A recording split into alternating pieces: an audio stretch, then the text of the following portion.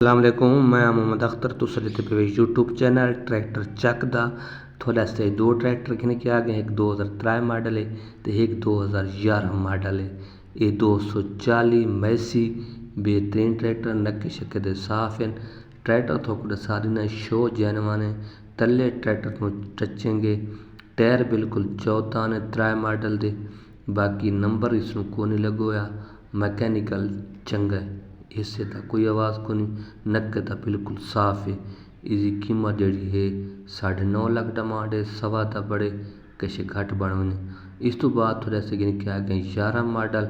इसे टायर बिल्कुल पिछले नवे जीरो ते 11 मॉडल तले भी जैनवन थले टचेंगे ते उत्ते कोई टचेंगे तले टचेंगे बिल्कुल माडी गार्डन ते रिमा ते ये देख सकते तो टचेंग थिया कल शो द जैनवन है। इसे नक्का शक्का साफ है नंबर लगो है रिमी इसे टचेंगे। इसकी कीमत जड़ी है तकरीबन 11.5 आदि सवा दा बड़े कैसे घाट बने ते ये मॉडल है 11। टायर बिल्कुल चौकड़ा जीरो दे विच खला है ते ये चेक कर सकते भी कमी पेशी मजीद ही थी सकती है। ट्रैक्टर ते आख मार गिनो पसंद आवे आओ सत बिस्मिल्ला जी आया नु घिन के देसो। बाकी ट्रैक्टर की मुकम्मल लाइटा वगैरह देख सकते हो। इस तो बारे टायर वगैरह देख सकते वे अगले टायर थोड़े सामने हैं तो पिछले टायर बिल्कुल जीरो है बेहतरीन टायर हैं। बाकी ये थोड़े सामने लुक वगैरह कंडीशन सारी सामने। कीमत बिल्कुल मुनासिब है। कीमत तो दस दी है। बाकी तो नंबर देना पे रबता करके आ सकते भी। ये नक्के दा बिल्कुल साफ है नक्के दी कोई त्रुट भन को ना उसी नक्का साफ उसी अगे पीछे वलैती है। तो ये मालक थले रंग घट आई उन्हें पूरा करवाया। तो बाकी थोड़े सामने कंडीशन जड़ी है वो थोड़े सामने आ गई है। ये सलफ देख सकते भी जनरेटर देख सकते भी ब्रेक वगैरह तले का रंग चेक कर सकते भी।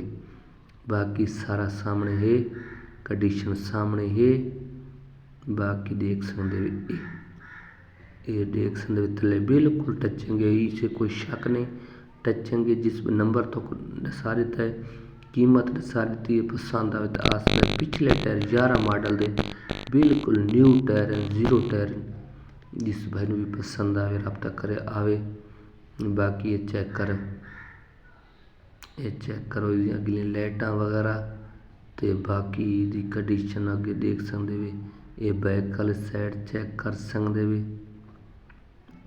ये उस पिछले दी तस्वीर हैं 3 मॉडल दी ये आ गई दूजी दी चेक कर 11 मॉडल दी ये चेक कर सकते वे। अच्छा वीडियो चंगी लगी ना तो वह गल है जी पहले करना है कि चैनल को सब्सक्राइब की हो क्योंकि थोड़ा मैं पहला चैनल भी मेरा ये तो आपको पता है। तो ये चैनल भी थोड़ा अपना है तो वो भी अपना वो थोड़ा डेड थी गई मसला बढ़ गई। इस चैनल जल्दी जल्दी सब्सक्राइब की तो इस नंबर पर रब्ता करके आ